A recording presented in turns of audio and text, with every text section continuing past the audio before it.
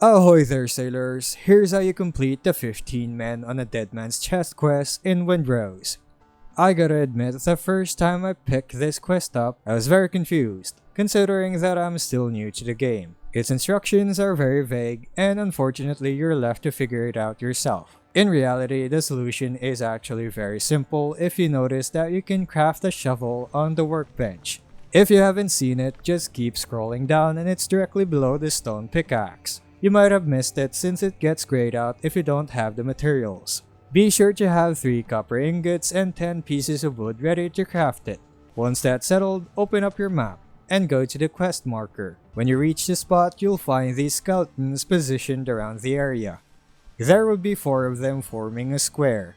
And what you're gonna do next is to stand at the center of these 4 skeletons. Now pull out your shovel, select the option to dig by pressing Z or X, and just left click on the ground where the target reticule is aimed at. 2 clicks should be enough to reveal the chest. But before you interact with it, I suggest that you ready your weapon. Examine the chest and finish the dialogue, and a bunch of enemies will appear by surprise.